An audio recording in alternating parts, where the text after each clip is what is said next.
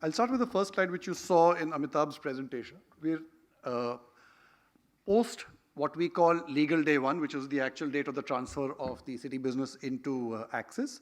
And we are some way away from the name which we call somewhat colloquially legal day two, which will be somewhere in the first half of FY25, which is the date on which the customer products and systems will actually convert over. As you know, we are right now running in this interim stage, which is what we call the transitional services agreement, where we still continue to use some of the systems which Citi had, but under license and under a specific agreement.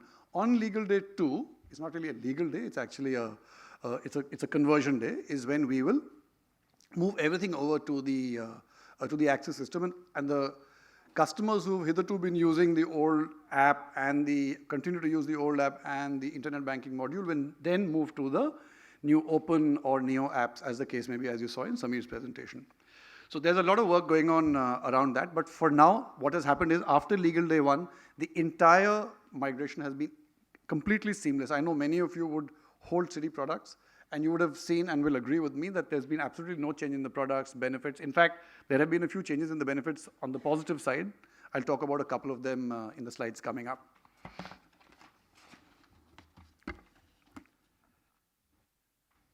The integration, if I break it down, had really three essential components to it, and that's how we're tracking ourselves to all that we committed to ourselves and our shareholders and our customers.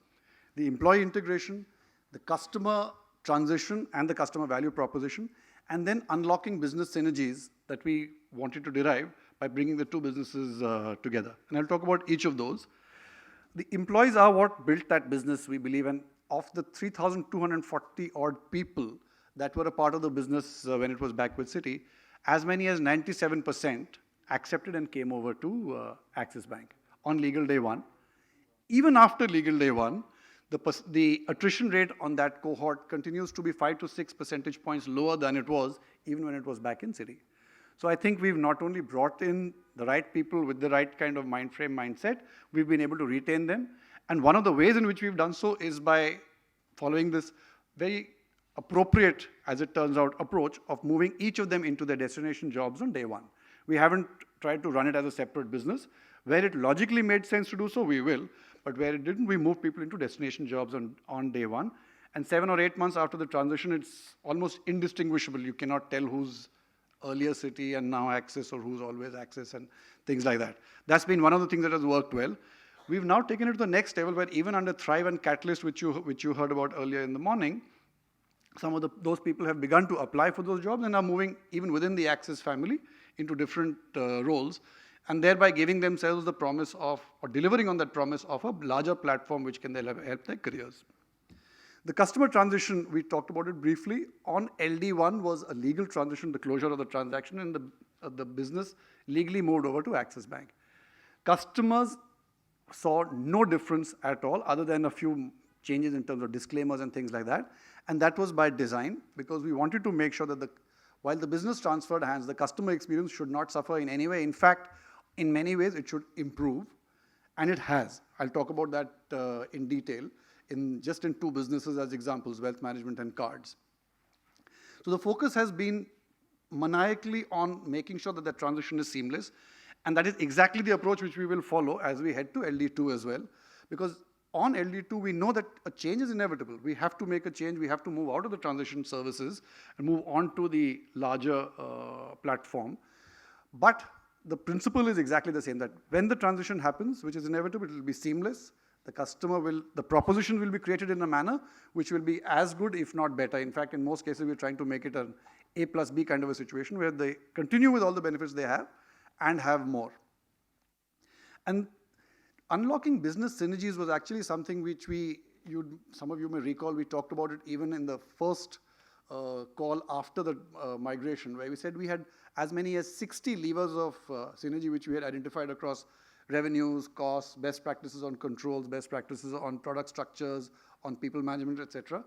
Happily, we've now been able to up that number, and as the team has come in, we've been able to add a few more. And each of these continues to function at a level where it is almost exactly equal to where we thought it would when the deal was. You saw those numbers on Amitabh's slide earlier. In some areas, significantly ahead of that. but on all areas at least at par with what we had thought when the deal was under evaluation. So we're running at somewhere close to 100% of what we had projected on cards and on deposits, despite the changed circumstances. And I think this number will improve from here because remember, we haven't even finished a full year. So the cyclicality is built into that. And then on things like consumer assets, we're actually running close to 130%. So we've taken 4 themes from Citi in terms of the best practices and brought those to bear. And all our 70 initiatives are along those themes, which are there in front of you: customer obsession, enhancing internal controls. Not everything has a financial outcome to it, but is extremely important in many other ways. Digital journeys, although I think, having seen Sameer's presentation, I think customers will see a welcome change when they move into the new version of the open app, which all of you saw this morning. And then items such as insourcing of phone banking. I was talking to some of you over lunch, and that one piece of phone banking is actually one of the best practices in the industry. And we've not only got the whole team, but those practices are slowly being built into all of the rest of Axis as well. Just one example of how synergistic benefits are being delivered. I told you we'll talk about how customers are seeing the benefit of the combined franchise. And these are just some of the examples. I've tried to put them together in both businesses. There was this perception that Citi had a great bunch of cards offers, and largely true. We could see that when we went to things like duty-free stores and other such. One of the areas which Axis has as a core strength is partnerships. We heard Flipkart earlier in the morning today. For the last 4 or 5 years that the Citi franchise had been run through the festive period, we had never participated in the Flipkart Big Billion Day. You heard Dheeraj tell us earlier today that for the first time, Citi customers saw the benefit of that the same set of offers which Axis customers used to get now came to Citi customers. We haven't changed anything on the Citi base, but we've actually added to that. So Big Billion Day is one example on the card side. There are many others, but I just thought I'll pick that one up because it was topical and it was fairly recent as well. We saw the benefit of that in terms of the spend. So as we did the investment in that Big Billion Day proposition, we saw the benefit of that on both sides of the portfolio and exceeded almost all the targets we had on individual portfolios as well. But it's not just cards. Investments, which is a core part of the wealth management proposition. Insurance, I'll give you another example on insurance. For the longest time, Citi customers were used to just one life insurance provider because that was the corporate agency structure which Citi had. Almost immediately from the time they came over, they've had the benefit of Max. Of course, Tata AI continued. They've had the benefit of Max, Bajaj, and all the other products which Axis already had on its portfolio. And this then becomes a virtuous loop feeding back to the RMs because they now have more products to talk to the same set of customers about. So if I was an RM managing a high net worth customer, I'd say, I have these products. I don't have too much by way of alternatives. I don't have too much by way of PMSs or insurance policies. But now suddenly, the same RM goes back to the same customer and says, you know what? You can actually do direct equities with me. You can actually do insurance depending on which product you like across a multiple set of companies. And you can do a whole host of new mutual funds and alternatives as well. That has not only helped us to increase and grow the AUM which we had from the group of customers, it's also helped us to retain our employees and our RMs because they now see a much broader suite of products which they can take to their customers. Axis Direct through Citi had sold its direct equities business quite some time back. With Axis Direct, we were able to bring that back and provide all the services under one umbrella, under the One Axis umbrella. And then, of course, goes without saying that overnight access to a much larger network of ATMs, as many as 16,000, which counts for something in terms of a group of customers who were used to only 400 earlier. So from 400 to 16,000 is quite a large change. And so across access, across products, across benefits, features, offers, there's been only upsides which customers have seen. And therefore, no wonder that the customer base is in fact significantly stable, hardly any attrition other than the BAU, which happens in some of the lending businesses. Having said that, this is where we are today, but we also recognize that coming closer to LD2, there is an inevitable change. And how do we go about making that as seamless for customers as possible? So the team's been working on putting together a base set of principles. Again, seamless transition, the best of what they had earlier plus more. Those principles remain unchanged. And in delivering on those principles, these are just 3 examples of how we will try and make the process as seamless as possible. all of you know that changing your credit card number can be quite a pain because you've registered it in various places, you've tokenized it with various merchants. So we worked out a solution where even though the card plastic will change, the Citi plastic will be retired and will be replaced with the new Axis product and plastic which is getting created, the card number and the bank account number, both will remain the same. So if you've given your bank account number to someone saying that, okay, this is where this is how you remit to me, that doesn't need to change.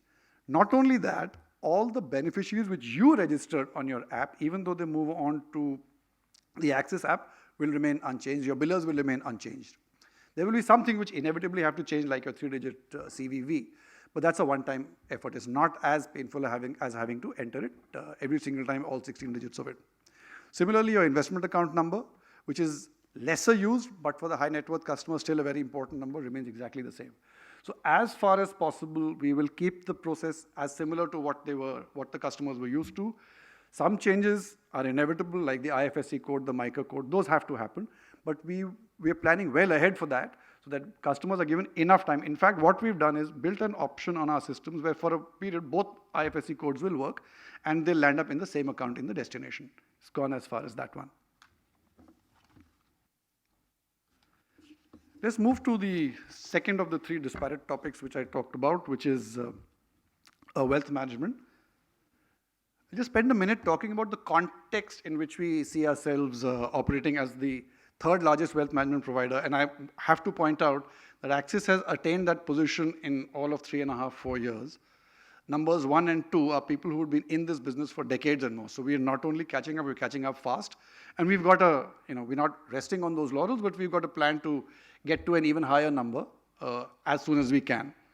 And how we'll do that is, of course, one step was the merger of these two very large wealth management business units, the Citi franchise and the Axis franchise, bringing together the Citi's set of customers onto a much better and much more comprehensive platform of products and palette of products.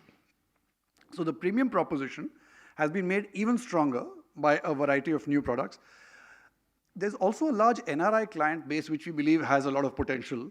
Not only did Citi have it, but Axis has that, and it's one of those areas where the market share that Axis has been steadily going up. We're close to a 6% market share, which is, by the way, higher than what is our stochastic on other metrics. And this number is ticking up as well, with and without the benefit of the migration. The third base principle on which we operate this business is that of being an open architecture when it comes to the customers. So in the high net worth world, this is a very key factor, because you then differentiate yourselves from being a product provider to somebody who provides a platform and advice. And you follow a customer-centric approach. We risk rank the customer, we do their financial needs analysis. Everyone has a different set of goals. That FNA tells us what those goals are. And then products are put in front of the customer, irrespective of who the manufacturer is. Here too, having everything under one roof actually helps a lot, because we don't have to go and refer things out to different people. For example, if I need something, again, on direct equity, I don't need to go to whoever we went to earlier, but we can actually provide it within the same conglomerate structure. As a bank, we look at these customers as a segment, and we follow a customer-centric approach, not a product-led one. What that means is that the RM then becomes a single point of interface for all their banking needs, not just wealth management in the traditional sense, which is funds and alternatives and PMSs, but also cards. I was talking over lunch to folks on how well customers have taken to the Burgundy Private One Black metal card. I can say with conviction that it is the best card in the market, barring none, because it offers you the best in terms of conversion features on your rewards, as well as things which are very finely attuned to high net worth customers, like zero FX markup when you spend abroad. There's no other card which offers that. And this is particularly important because we know that while foreign exchange spending as a percentage of total spending is 3 to 4% for the portfolio, for HNI customers it's more than 10%. And the markups tend to be quite high on that. And of course, notwithstanding the fact that with all that is happening on TCS and LRS, credit cards are still a very viable way of spending overseas. So you save 10% on that. So that's how we get the multiple drivers of revenue, by addressing it as a customer segment and taking a customer-centric approach. And then, of course, we also recognize that it's not just it's not just the physical approach and the RM that matters, the digital features which we bring to bear. The account aggregator model which we talked about and how you can get a single view of all your bank accounts is something that I believe customers will benefit a lot from as soon as they move on to that. And that's something which HNIs and mass affluent, everybody will benefit from. Because almost everyone, especially HNIs, have multiple relationships today. So, as I mentioned, what's happened now is in the short space of about 3.5 to 4 years since Burgundy Private was launched, we've actually moved from being a new entrant into the market to the number 3 player and fast catching up, we believe, at these growth rates with the numbers 2 and 1. Do keep in mind that we also believe that our structure as a bank and our approach, which is a customer-centric one, gives us an inherent advantage over the monoline players. We just crossed about 4.5 lakh crores on total assets under management. Burgundy Private is something that I thought I'll just spend a minute on how, because this is where it all comes together for a customer. These are certain metrics which we track very closely, particularly for this segment. Amitabh talked about the fact that we have about 6,200 families which we manage. 32 of the top 100 Indians already bank with us, and we want that number to grow. This is a number we track literally every week. We've taken it to the next level now. Not only do we track things like the service banker to banker or banker to RM ratio, we also have a committed green channel kind of turnaround time for processing channels and for all our alternative service channels. This has been one of the learnings which we had from the takeover of Citi, and we've also started implementing that almost immediately in this segment. The two teams now work as one. They're present in the room today as well, that even though the systems are still disparate and will remain so, the structure has been moved as much as possible into one structure, and the principles under which both the businesses operate are already the same. So customers on both sides are beginning to see the difference. We talked about that in a fair amount of detail. And that's going to become even more so as the systems migrate. Because I sincerely believe that customers will see a change, but almost all of that change will be for the better. And we talked about the product suite. It has now become comprehensive to the extent that there's almost nothing that we need to go to a partner to offer.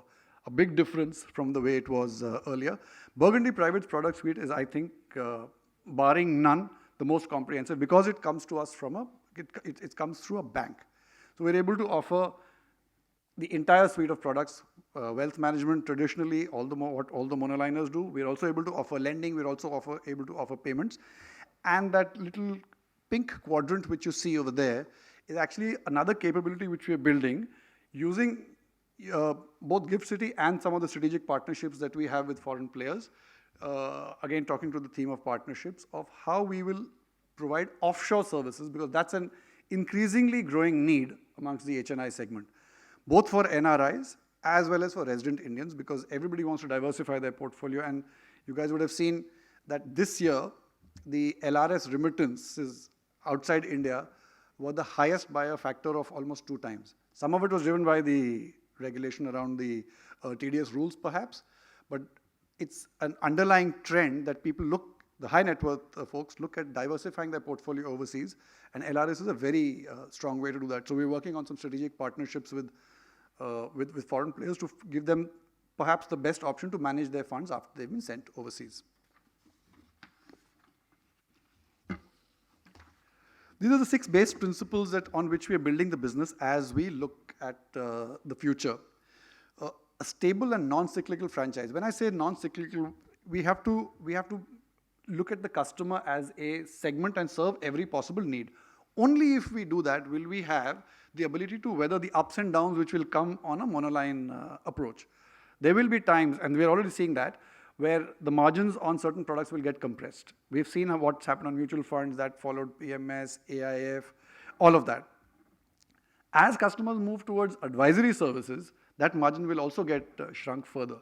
And therefore, what we're doing to get ahead of that curve is how can we get to a point where we look at the customer across all their financial products and therefore make it non-cyclical. We'll play to our bank's strengths as a bank, which we talked about. Being customer-centric Embracing innovation. This is and often it's a misconception that high net worth customers don't use digital channels. They actually do very extensively, and it makes as much of a difference to them as it does to anybody else. So everything that we do on partnerships, digital and innovations will be brought to bear for them as well, and then some, because we'll obviously try and add more to that. We've already expanded our talent pool by the acquisition and takeover. We're going to continue to augment this talent pool by giving our RMs and our customer coverage people all the skills they need to look ahead and serve the customer as a customer. And as I talked about, catering to the global Indian. Okay, talking about the cards and payments space. This slide, I've tried to put together the core capabilities of the platform which we've built and how that is the platform on which we'll see in the subsequent slides, we've been able to deliver some fairly substantive growth. We talked about the tech capabilities. What I want to point out is that some of these capabilities, and you heard some of our partners talking about that, come on the back of a very strong and very rich API layer, which allows us to actually integrate partners much faster and give customers an almost native in-app experience, irrespective of where they come from. Whether it be Flipkart, whether it be Google, both of whom you heard. Some of the other partners that we talked about, also large conglomerates in their own right, are also, they attach a lot of value to this capability which we've built. We heard how partners like working with us because we're execution focused, and the capability and speed of that execution, the speed at which we can bring something to the market is actually unparalleled. That's something they value, and we've heard this from multiple partners saying that yes, we can, from concept to hitting the market is probably the shortest cycle time, which helps us to create the opportunities and makes us the partner of choice and gives us that strategic advantage. And then we can build those with almost every leading player. In fact, what we've now seen is that on the back of what has been achieved, partners are now coming back and asking, even those which have existing players, existing partners are coming back and asking us, can we partner with you for A, B, or C? We saw 2 examples in the form of co-brand cards and personal loans a little while back. What this platform has done is it's allowed us to build a strong leadership position in the cards and payment space. Amitabh talked about the fact that we do 1.2 million cards a quarter. We've been doing that consistently for the last many quarters.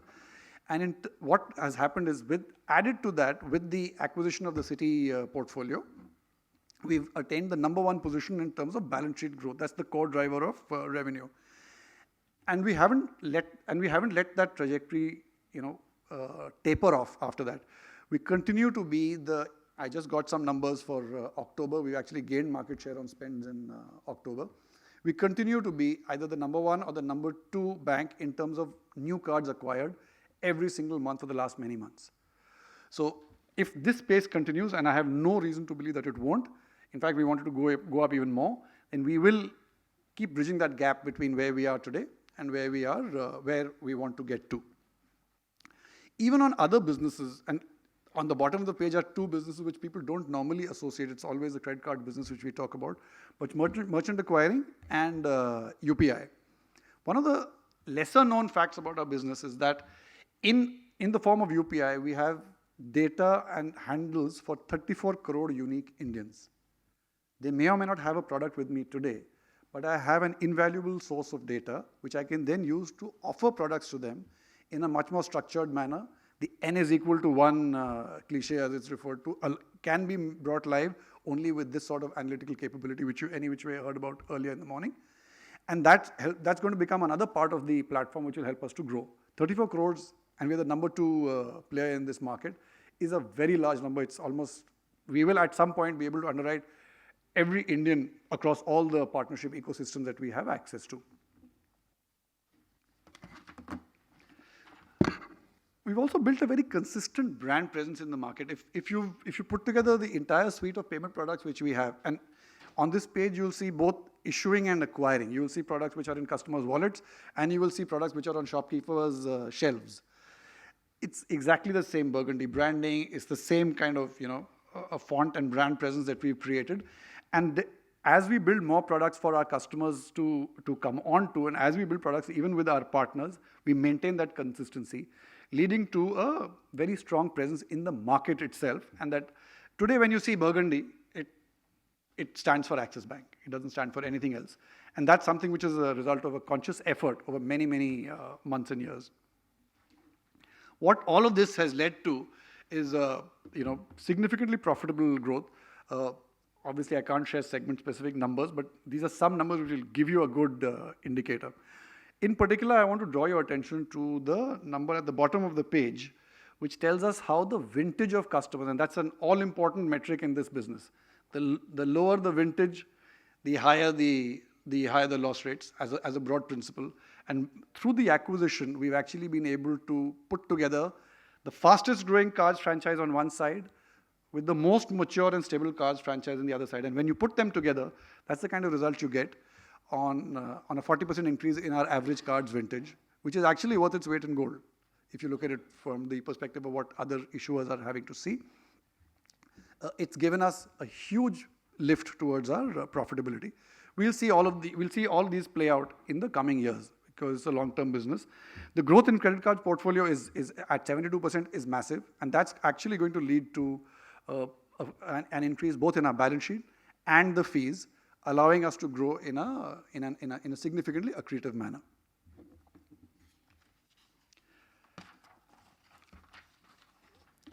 You saw what we've done on the app. This is what all our customers have on at their fingertips right now.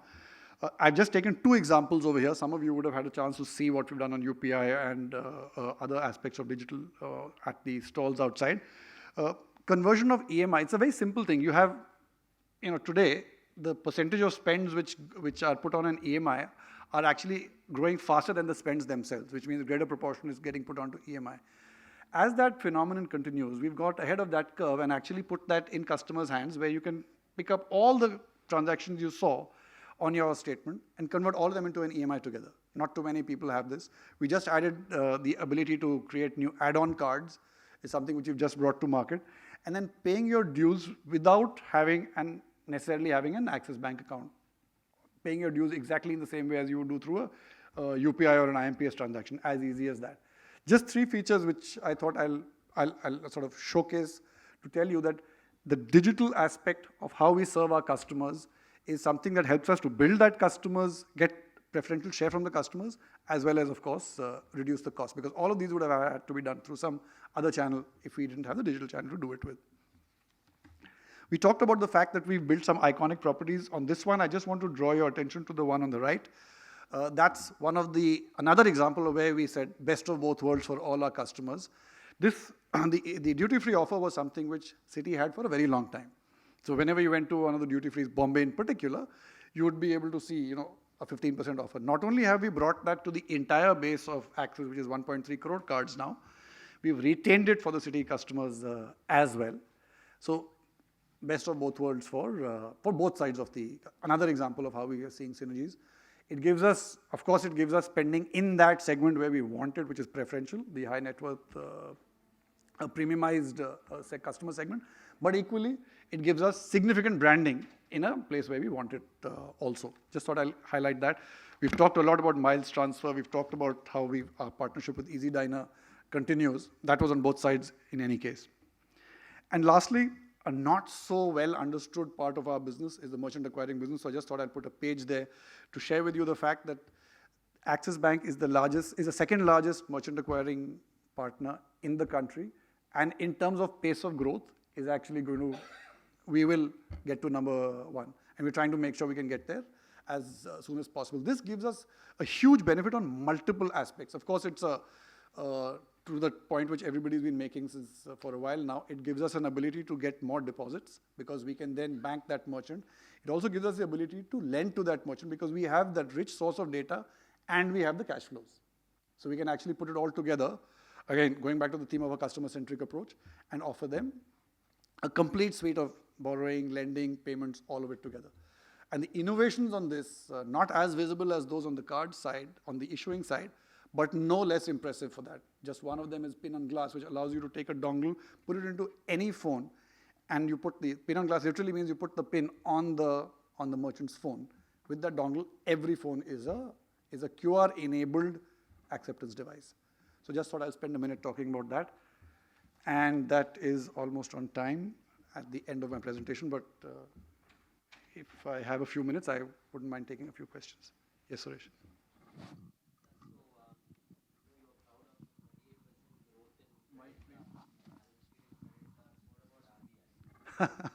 Yeah.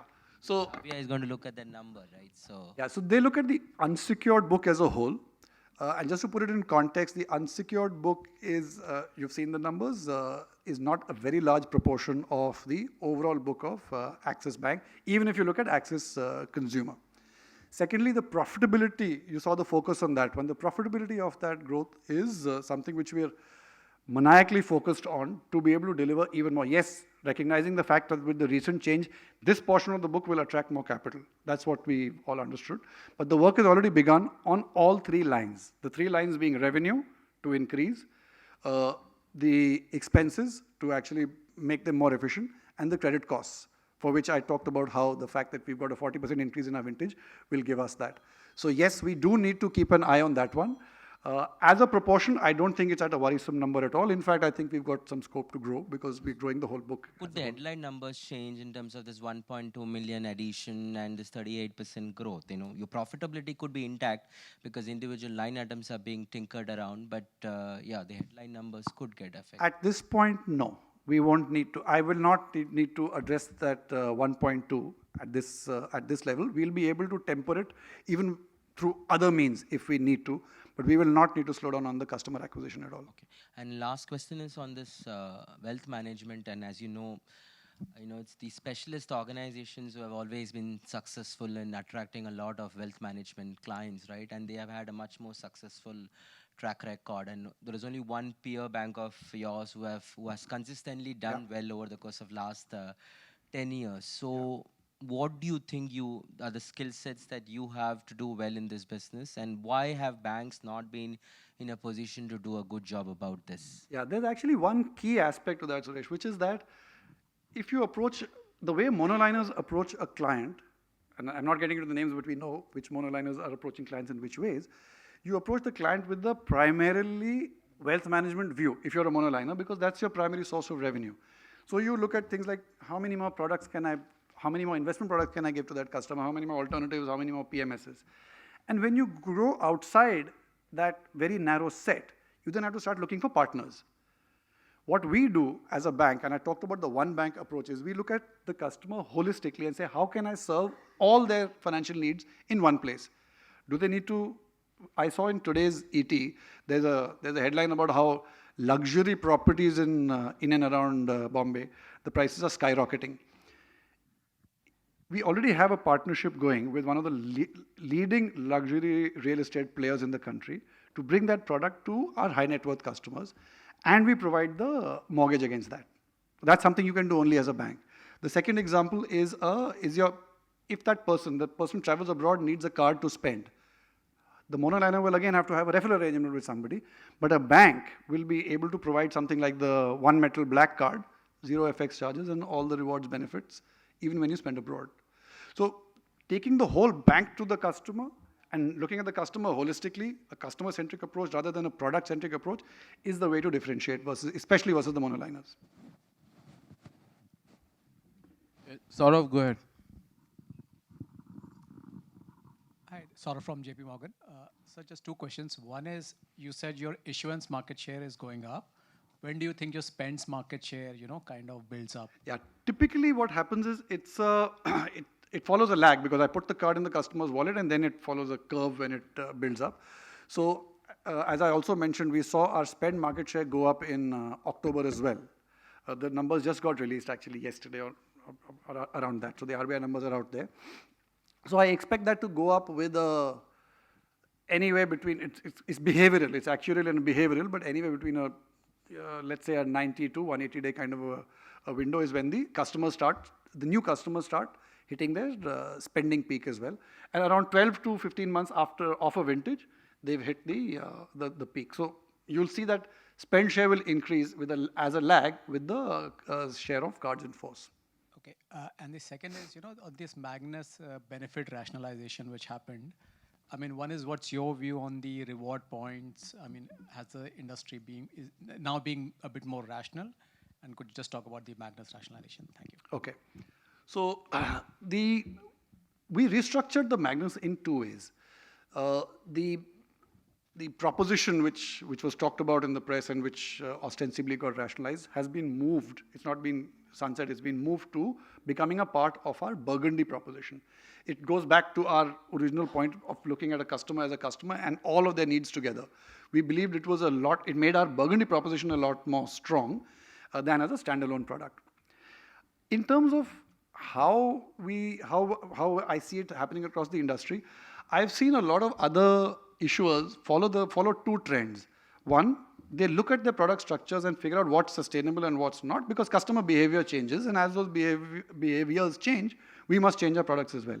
Second, there were players who were misusing the product. When I say misusing, as in putting non-personal spending onto that, and that's also something which I've seen the industry pick up. Happy to say we actually have been doing that for a while. It's now that other issuers have started following suit. But that's another trend I see continuing, because in order to sustain these products, we must make sure that they're used in the appropriate manner. So these, the collusion between certain kinds of merchants or certain areas of spending, and then putting that onto these cards, that's something which I also see as a trend which is picking up. It's a welcome trend, because it will allow us to make the product more sustainable for the more genuine customers. Yeah, last question. Yeah, there, I think. Yeah, thanks for the opportunity. Generally, a UHNI have 2 or 3 wealth managers, right? So how does Axis Bank Burgundy have seen their, the size of the wallet share increasing or decreasing? Yeah, the baseline for that is a little difficult, because unlike cards or unlike other areas, there is no single source of data for the industry. So just to qualify that, it's a little difficult to baseline that. But we believe we've been able to grow both in terms of share of wallet as well as new customers. And the reason is that we found that customers who have a deeper relationship with one player tend to concentrate more. Of course, at the same time, it also tells us that we must continue to innovate on products, because if I don't have a product and somebody else does, then if he's got 2 players, he'll go with the guy who has that product. So it places a responsibility on us and also creates an opportunity. As a bank, I can actually continue to pull share because I have a more holistic set of offerings. You remember I spoke about the fact that we are building an overseas and offshore remittance offering. That's precisely the reason why. Because even though it's an offshore offering, it's under LRS, I want to continue to have a share of that business in some shape or form. The second is, we found behaviorally that the operating account becomes the key to what is the central relationship for the customer. So if I give him a card, if I put an SIP, if I also give him a mortgage, then through natural behavior, that account continues to have higher balance than any of the other 2 or 3. Again, it helps us differentiate both against monoliners and against other banks. So it's about how holistically I can serve those needs. If I can, that share will come to us as a almost natural process. Okay, Krishnan and Param, 2 questions, very quickly. Hi, this is Krishnan here. Thanks. So this was about you having tweaked the what minimum amount due on cards from 5% to 2%. Was that an attempt to improve the revolve balances, improve the profitability in general? Do you expect other players to kind of do the same as well? No, not so. It's not 5 or 2. It is 5 of the calculation is a little more complex than that, because it is 5% of what the guy spent, plus fees and charges and EMIs. So the overall was actually, in our case, with that computation coming out to be higher. Like to like, we found that our minimum amount due, which the customer saw at the end of the month after this computation, was a little higher. So we wanted to align with the market. And yet, at 2%, I think we are still better than the market in terms of amortization schedule. So we actually serve 2 purposes. We make it easier for the customer to sustain and pay. Earlier, for 100 rupees outstanding on Axis, the guy would be charged about 8.5, whereas other issuers would be charging between 5.5 to 6. So we've tried to bridge some of that gap. The second objective is we continue to ensure that we meet the amortization schedule which the regulator expects us to do.